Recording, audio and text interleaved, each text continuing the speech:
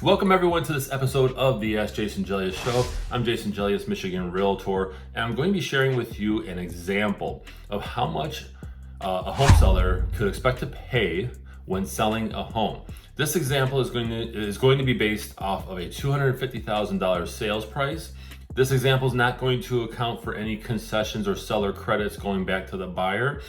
And it's going to be based on you having an agent and paying 6%. Okay, if you don't, then you can just omit that fee in this example. So $250,000 sales price, right? Congratulations, you sold your house, you get in that amount.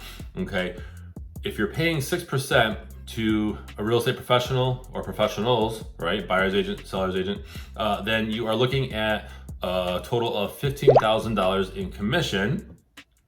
Let me scroll down here to what's called title insurance and fees. And on a $250,000 loan, that's going to be $1,905.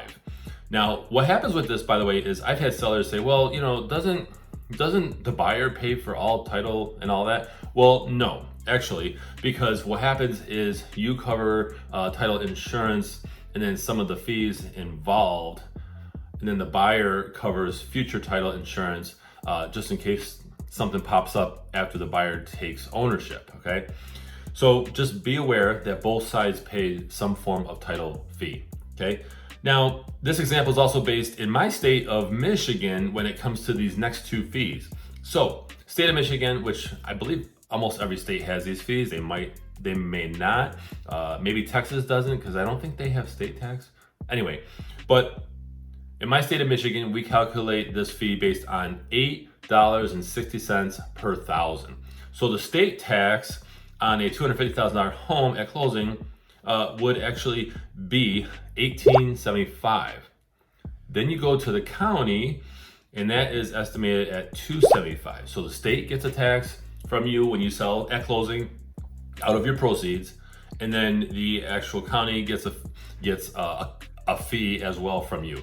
And by the way, that's not negotiable.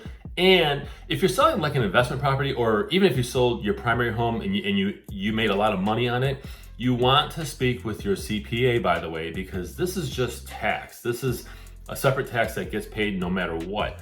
You may have additional taxes your next filing. So just so you know, be aware, talk to a professional on that. And then I would say, let's put in a cushion of any other costs like recording fee or any other type of small fee. Maybe there was something special that the title company had to pull up regarding your property. That does happen, actually. So let's say there's a cushion of $250, okay? So your totals, actually minus that $250 I just mentioned, is gonna be $19,055. So, in the grand scheme of things, if you sell your house at $250,000, you would walk away with $230,945. And then of course, minus that $250,000 that I just mentioned. I forgot to actually calculate that for you. Now I wanna share with you something here that when you're meeting with a real estate agent, okay, quite honestly, even if you're selling by owner, which by the way, multiple title companies offer this form, probably on their website, but you can have someone calculate out your costs. But if you're meeting with a real estate agent, okay, ask them for a seller net sheet or a seller proceeds form. And what that is they give you a form, okay? I do this with my seller clients, and I have them sign it so that they are aware, okay? It's not a contract, it's just saying that, hey, you are aware that there are costs associated with selling your home. But what happens is it breaks all this down that I just mentioned, right? Actually, kind of looks like this, and I don't know if you can kind of see that well, but I actually highlighted the fees because I didn't put in anything else here because this is a basic example, okay? Now, if you do not pay your final water bill before closing, okay, what will happen is the title company will also hold $300. Now that $300 is not a fee, but they hold it in escrow until you provide a final water bill receipt, or you actually have them pay it, right? And then they send you the difference back to whatever address you provided them, okay? So just know that. But I didn't include that in this example because it's not really a fee, but the final water bill is a fee and you want to take care of that. And then anything else, like you pay electric, you pay gas up to closing, and then actually have that turned off, okay? So make sure that's all set and that you actually get a receipt for that, because sometimes they just don't calculate that. I've seen that happen. So I hope you enjoyed.